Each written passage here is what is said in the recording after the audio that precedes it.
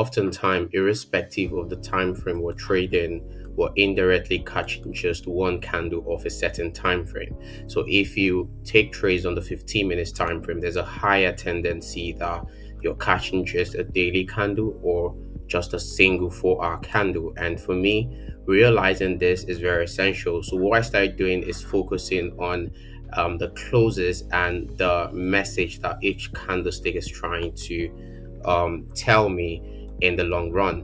Now, from this chart right now, I focus on the most recent candlesticks, and for me, the last 3 to 4 candles are very important to tell me where the next direction would be or where price is likely to head to next.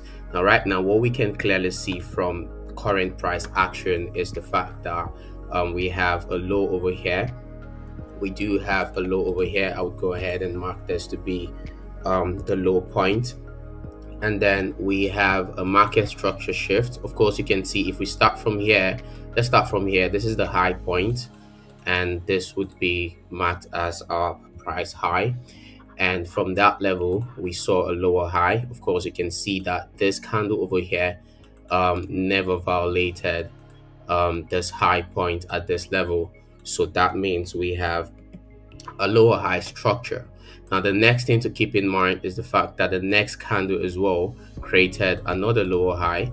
And of course, also make sure you see that each candlestick is violating the previous lower low point. So you can see that at this point, price was declining to the downside, creating lower low and lower high structures.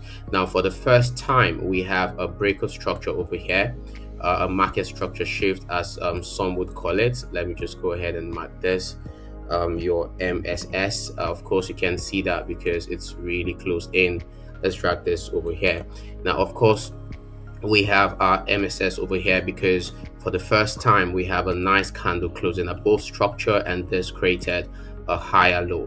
Now, ideally, we expected the next candlestick to go bullish, so we expected to see price fill into this range all the way to this high point. Now, another thing to keep in mind is the fact that price also did violate this level over here. So we have a low and a break of structure, which also we can call this our new market structure shift. Let me go ahead and mark this to be my MSS2. And at this point, what I'm looking for is sells. I'm looking for selling opportunities because we had a violation of structure over here. And then we now have a close of structure breaking the low point of price at this level. Now, what this is saying to us is very significant because at this point, it's telling us that price is back within this range, and we're likely to now see price coming down into this low point and potentially breaking all the way to the next zone, which is at this point over here. So understanding this, I would go down to the lower time frame to start looking for selling opportunities, potentially waiting for price to come back into the MSS2 point for a potential sell to the downside. I would scale down to lower time frame, and the ideal is to look out for fair value gap. And as you can see, we do have a fair value gap over here, and this would be my level where I'm looking to take a sell to the downside.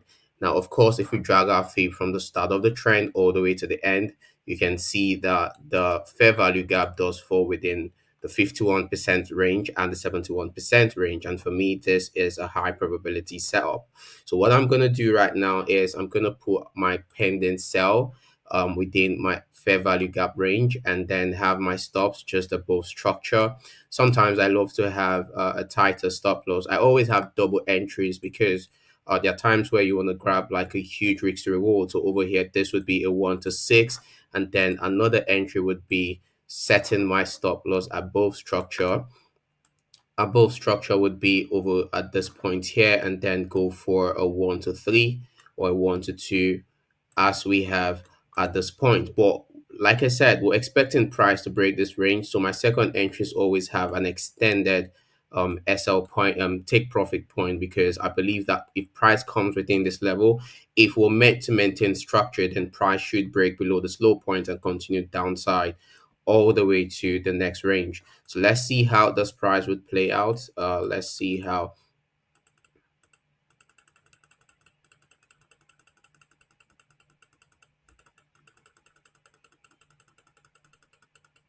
Okay, so you can see we had a nice tap into structure, and now price is pulling to the downside.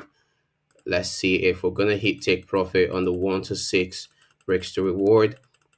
Yes, take profit hit on the 1 to 6, and also take profit hit on the 1 to 3. So altogether 6 plus 3, that is over 9. So over 10, because 6 and then 6.7 over here. So this is over 10% on the setup. So I really hope this video would probably help you in terms of analyzing the market. For me, it's very essential for us to understand the individual candlestick performance, and then look to really read what the candlesticks are trying to say to us for us to properly predict the direction of price.